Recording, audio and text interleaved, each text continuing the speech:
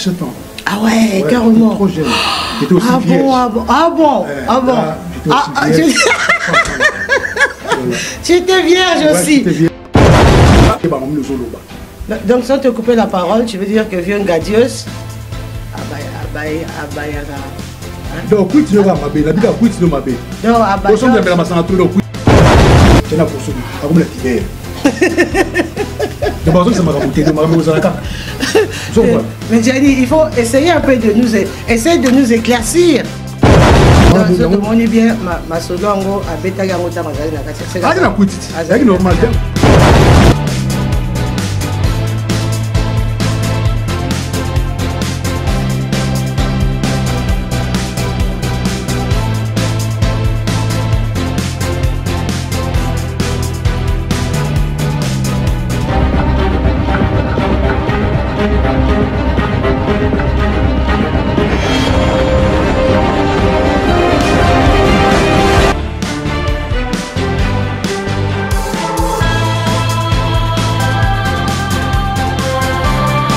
Bienvenue à tous sur Rose Mokassa TV officiel. Ce soir, nous allons recevoir pour vous comme invité Gianni, l'artiste comédien Gianni Faye, qui est victime d'un audio qui circule sur les réseaux sociaux.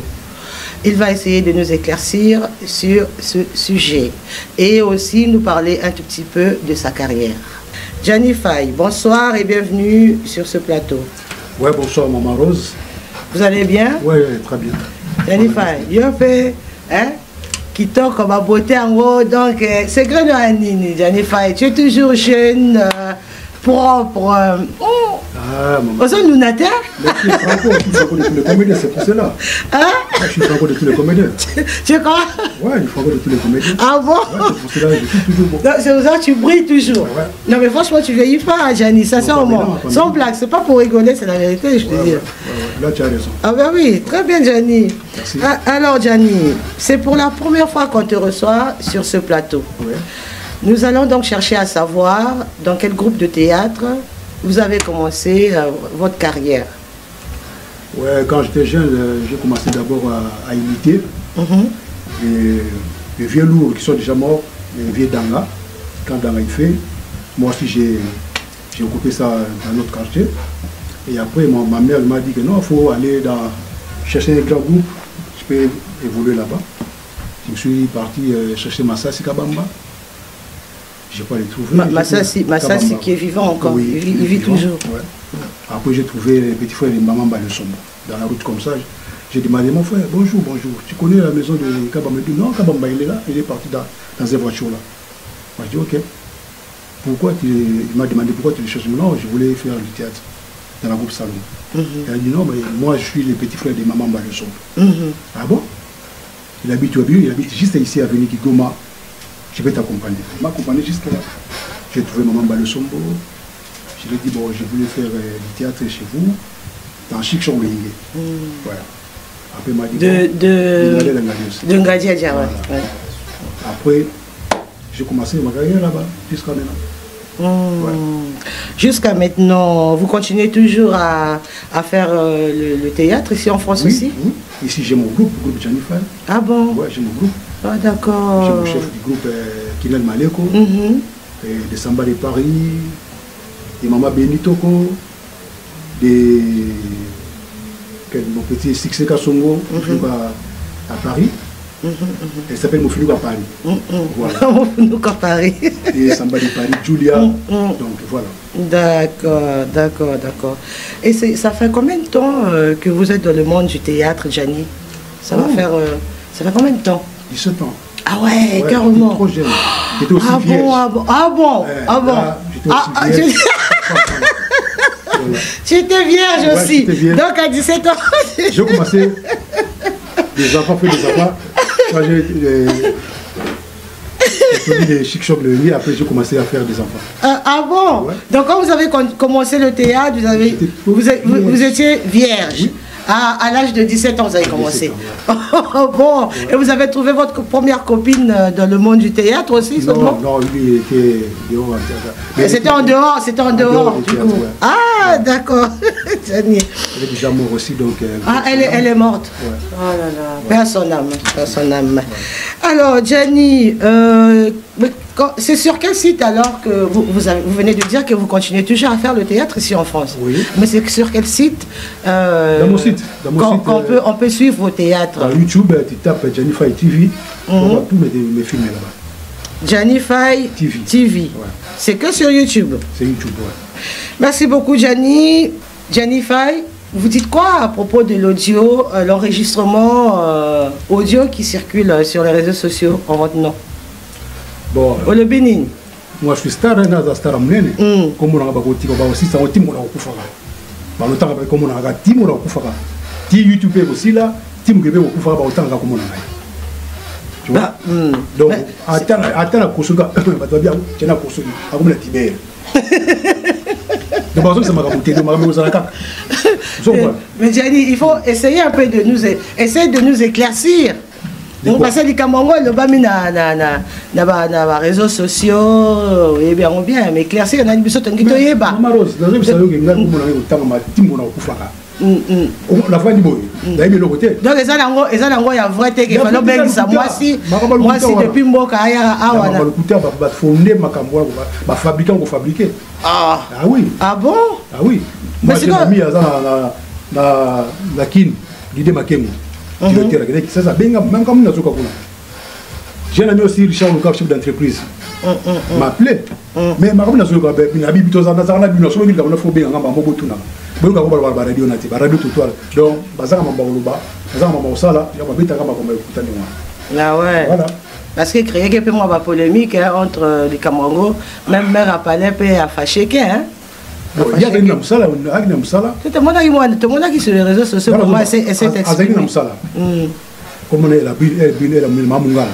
Une amsala, mutabengi. Maman la brune. Mutabengi très beau. Il y a pas de travail. Moi je vois ce que ça là. Ba betu mamano ce qu'on a dans amsala. Il peut qu'elle soit à répondre batu. Tu vois ba lobaki, ba donc ça aussi ma basi oya lobaki, ba tiri bosso. Oh, c'est comme ça que ça se passe. Oh là là, mais c'est qui est à l'origine de tout ça? Na mutabanina avani makamango parce que makamango et bimi pegandengo na te Gianni, il y a quelqu'un qui a créé ce problème quand même. Bon, on a habité na zo ba la télé donc on a habité. Oui, oui, Motoro a créé pour l'histoire en côté. On a habité. Donc bimi ka bongo kaka malama. Mais ça muta sala ba site là. Avant la nous site na zo ko na te iPhone na ningisa. Na ningisa nani? A hauteur à gauche à droite non, faut que Gianni Faye franco avec tous les comédiens. Non, il faut gagner. Mais pourquoi il faut gagner, Gianni? Mais c'est un franco na bango. Donc il faut bête faut ngana banda, pas bête comme on a. Faut ba yo ka so répondre. Oui. Donc c'est tout ce que tu as à nous dire. Gianni Faye. Toto ebike histoire ango, masolo ango, motabandi pe aluki makambo les avions ngadia ngadios. Obisoto yebi. Parce qu'on a tous suivi sur les réseaux sociaux quand cette affaire était en train de circuler. Moi, je suis éviter on a dit parce que moi, je suis un peu ma bête. Je suis un faux, je suis un peu zoba pour ce que je suis contrôle. Vous comprenez?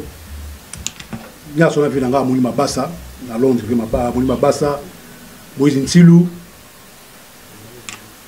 On a bien ma santé, on a bien ma santé, on a bien ma santé, on a bien ma santé. Parce que la compagnie Nyon, moi, où vient de Salobaki, et ça, ça dit groupe Ezaïe. Ceux qui vous ont ça dans le groupe, ils ne pas nani. Ils vous dans la tête, c'est pas nous qui t'avons dit. Ceux qui vous ont dans le colotis, c'est. Le temps où vous êtes ma solo, il faut y avoir le solo. Donc, sans te couper la parole, tu veux dire que vient Gadios, donc, quit no mabe, la biga quit no mabe. Donc, on sonne la masse entre le quit neza mabe. Ah, donc abaratine à niveau, on peut profiter pour savoir aussi. D'ailleurs, ça va faire Folka Papi, as un vrai combattant, pour Moutou Sala. As un savon, banda ko ba ko sa émission ko melana nuté. Moutou za na l'aise pour les autres bimisma lo ba isa bien. Vous sommes pas. Tu m'as rambo fini ça bimisa wana. Ibe bimisa ke mona muke. c'est que moi na mukeno akosa bloka musoba na takobeta masonate tant on a quitté ba téléphone comment quand on sona mutu déjà tu lui écoute. Ah oui, ça c'est vrai. Vous savez donc il y a des gens qui sont basés base na banda dans ce bâti pe au parleur ils sont ta masolo mo ezanga mutu na makolo que jana botra basi baninga abotra mo ta sema botra mo si ya po bato tu bana basi na banda vous savez pour nga baguerre moko ezana sens mo te on est bien ma solo ngo abeta yango ta mazali na kati c'est ça quit c'est normal pour ça que normal ngabeta solo ante tu habite na solo bongo doki yaki quit mais Xavier na boy ko ba mabe na boy ko bisama belé o yer ba ka yimo yi pour ko ba bongo mais abete man ko musu abete za lokuta so moi ezaki quit on a bi quit de mabe d'accord. Gianni, actualité à Mikolo, c'est le Wenge BCBG, au bas de ça, la concert à Bango, na stade de Martyr. Bon, on a reçu, la dernière fois, on a reçu H. Movodo, vieux H. le Béquet, concert en gros, c'est invité à le Béquet, comment ça s'appelle, Werrason. Il s'est comporté comme un lion sur le podium et à Bengissi, qu'est-ce que tu en penses de ce que Vieux Movodo a dit? Est-ce qu'il s'est vraiment comporté? Parce que quand même un peu j'ai suivi un peu le concert en question. Et moi je ne comprends pas quand il dit qu'à se comporter qui net comme un lion. Je ne comprends pas comment lui il a vu la chose parce que moi je n'ai rien compris. En fait, quand il dit qu'elle se comportait qui comme un lion, parce que moi je suis un Brice Zangé, na Sony Dianger, bah peut-être le solo là, il y a concert à Wenge. Bon, moi n'ai pas connu ba moté parce que ma mutu ça mara, ils ont mis à répétition. Bah répéter à 2 mois de répétition. Tout va passer que wana ba yoga na répétition qui non, tout ça bon. Les ouais raconter la acrobate ni wana makamanga ça on a zénith. Comme ba raté ba mettre foka parce que beaucoup wero yina coster à la zénith. Pa. Pour organiser au bimna na zénith. Abang ni makamanga na kila soka na exercice. Ya wanga bison exercice. Mama mona ki wona coster ya ngani asa na zénith. Comme il attaque son na martyr. Vous savez ya ngani son na martyr. Ba répéter tout wana. Mais sauf karaké, il le ba pesenga ba bete bien. So ba ko mo ba to na pour ba ko ba leader cha ba ya ba mouvement na ba so mna dolga avec makasi na yi yora la forêt ye ba ko sala binye ne bonga ngaba mona ki ye ah bon et puis yenda pese ki ni bala ta ba zambol bala de ga ba voka na ba bo ale abi wala po ya ba idologie wala pesa ba idologie na ba kamioso titina bino wera mta pese jam après bolongoli avec tani ba faire décès et bolongoli bola tsuko ba non ba bandako. Mais ce que JB, papa chéri, quand il voit, pour me tout boire 3 de missions. Vous avez mis journal. Attends, pas bon conseil, tu vas bien. Oh my God! Le baillon a mis 3 Oh Jesus! Tu vois, il y a mis ça à peine hier, voilà. Partout baillé. Donc,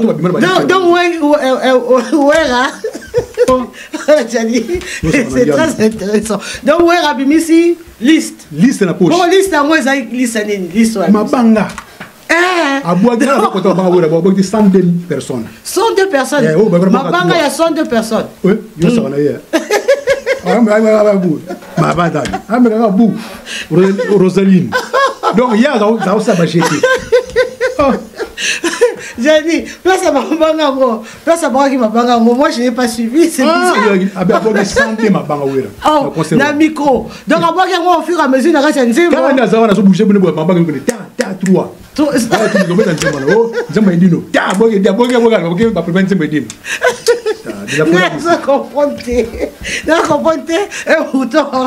oh là là là là là là là. Oh Seigneur. Et pourtant non.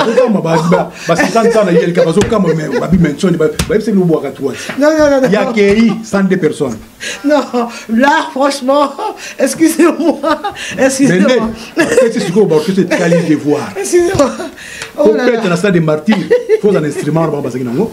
Au Ngebetedi, Baminda wana makamtu. tu connais Rolanda na CC on est instrument sika wazwa mutaki na kopa nzoka wala wera ko exaucer bon ben instrument na bete lona ngi Michael Jackson nga bete na Londres.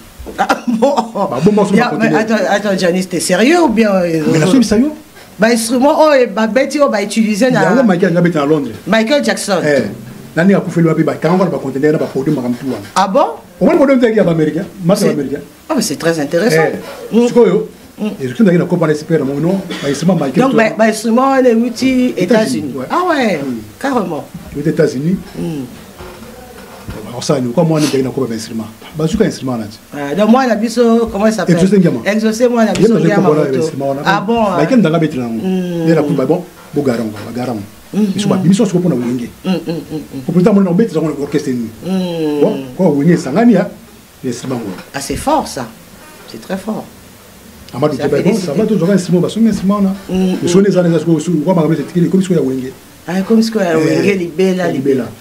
Ok Gianni, mais franchement, surtout zongeli sous makambo, oh ils ont dépassé nga ils ont makambo, oh yo bilo lobike, mais yo bakisi pas ici makambo ya liste, il y a 100 tout, mais ça me dépasse quand même. 102 personnes. 102 personnes. Gianni, on va en compter donc Azo Bois. Mais moi j'aimerais bien, parce que moi j'ai suivi ce concert. Na mo déplace.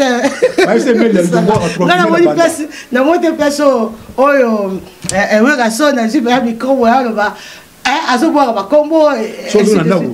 Et ça dans quelle partie? Yo luka ka omona concert na bana ti ba na nzela ba ndeba bakota ba punda wana ba bakota. Ya zoboka ya bato. Ko ba chiba ya kidiba. Wona zoboka tiba ya punda wana. Mais comment vous vous êtes rendu compte que chacun a voulu faire le patron à son tour? Et pas ça ba leader ba on le sait. Baba ndé mutant fola sasko ke ngana za leader boy. Vous comprenez? Mais l'accès on ndengeni. Bon. Wera so un système za mingi boso ko boucher na ba podium avec mo bazo mabe. So ba tukinde ba bonesko ga mi moni. Que ne sième ta petit concert on rien. Oui ba concert na bouchaka. Ah. Boso tambula. Boso on prend zo j'étais podium. Lo wera za ngwa.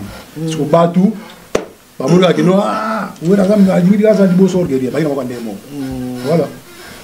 Donc, si je comprends bien, bon, moi, il faut avoir moi dans le monde de la musique pour comprendre. Hein. Ouais. C'est un peu difficile pour Nabiso de comprendre en gros. Et Mar Massamba, la pêche au bambote, qui se cause ali. Johnny Fay Franco va commander la pêche au bambote. Et voilà, vous savez tout. On va conclure. On dit il faut. Ah, on dit il faut. Ah, vas-y, t'as pas fini, Johnny, vas-y. Il faut. Papa na Adriel, na Anaël. Ah, Anaya. Papa Adriana Anaya, ngape na pesio bambote, monsieur Bodi, il faut ngape na pesio bambote. Monsieur le Rezali. Et dit nos images. Et dit nos images, na bossa ni mais là, franchement, Gianni, j'ai passé un bon moment avec toi, sérieusement. Merci. Ça, je peux te le dire. C'est dommage que l'émission, on est à la fin de l'émission. Franchement, j'aimerais encore voulu rester au point de Gianni pour encore rigoler encore un peu plus. Mais malheureusement, vous savez tout. Nani? Alice Ngoulouri. Alice Ngoulou. Ngoulou. Ah, Alice Ngoulou. Alice Ngoulou. Roseline Zaoudi. Roselyne Zaoud. Zaoud. Roselyne Zaoud. Il n'y a pas congolaise d'Abissoga. Roselyne Zaoud, je te salue aussi. Franchement, je suis trop bien avec Gianni. Je n'ai même pas envie de le quitter parce que déjà à la base, moi j'aime bien rire. Mais là, je suis obligée de vous dire au revoir. On va conclure cette émission avec l'extrait Nakokima de Gianni Fay. Nani? Na bonne émission na yo mais ko il se reste dans système ko asa ki fier no bo ko émission de ça émission on va ko bena na bo ko de ça petit la qui déjà non non bien on va pourquoi merle bawo qui ça petit bo ko émission te pour la ligne on a semaine bo ko pour la ligne c'est moi qui t'ai dit mon bon on appelle l'accès de ce qui t'ai dit non et qui na mai na ba na lo bozo mbalasima franchement Franchement, non, mais là, c'est bon. Mais franchement, on sent que il y a des gens qui comédient d'ailleurs aussi. Là, tu vois ta marine en gros. Franchement, donc, faut pas y avoir la TV, carrément. Donc, on s'est dit, les semaines prochaines, on va à Bango. J'ai dit, s'il te plaît, on va finir, on va clôturer. On va passer là, je suis en train de trop rire. Arrête. On va conclure cette émission avec l'extrait Nakokima de Gianni Faye. Bonne détente à tous. Je vous dis à la semaine prochaine pour une nouvelle émission. Bye bye. Zambi wabukola wikala neto. Oh, Zambi wabukola wikala neto. Nimo wikala neto.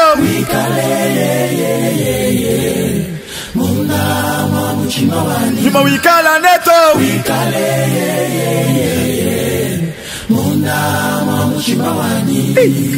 Oh, nyuma wa Zambi wikala neto. Nimo wikala neto. Il y a la petite frère là. Parce qu'on la petite frère propre. Et tant que chef du groupe, il y a Gianni Faye. On est là à trouver, on voyage à trouver, on voyage à trouver. Si on a même eu un Bruxelles, 2 Bruxelles là, modulé. Là, quand on a eu tout, on a commencé à aller à battre. Bah, ta sœur, on a dit, Claire Emmanuel, Sobe. Là, il dit qu'on va s'allier. Voilà.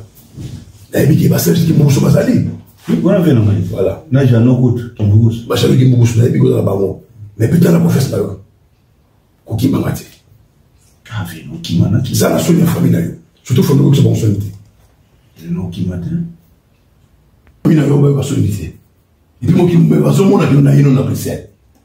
Mais vous avez fait un peu de trato, vous dites, ma kengo. Directeur du Makengo, vous dites à Laurent. Faut mon aïe. Faut mon aïe. Tu veux que ça en solide. Passeport, non, quand on passeporté, on après tu gagnes passeport, on a passeporté. Il y a un mot passeport là. T'as la bateau, dans la zone en France, là, c'est le lobby. Mais mon famille. Bah, là, après, tu as là. Il y a ce moment là. Non, pour le nom. Voilà. Donc, ça, on fait tout le monde là, on va mal, on s'est fait là. Vous comprenez? On s'est fait là. Bon, le tableau, Francine. Petite sœur, Francine, Atienne. Francine, Atienne. Tu as appelé un téléphone. Atienne. Francine, go. Voilà. Petite sœur, j'ai un téléphone au Benga, à la Ligne. Mais il m'a regardé tout ça. Moi, ça fait Serge Mboussé. Moi, ça, Serge Mboussé. Ah. Là, on a pour la famille, là. Pour, avant la Kenya, c'est là, Serge Mboussé, voilà. Tout le temps, et après, là, je ne sais pas laquelle. Donc là, Hollande. Mais il faut l'en dire, pas, parce que Benga, sur là, à partir du regard, il y a un traité. Il y a un traité, ouais. Il peut aller au monde, parce que la blue, il va mettre l'eau dans le monde. Voilà. Mettre le beau là. Mettre le beau là. Voilà. Non, on a bon. Là, comme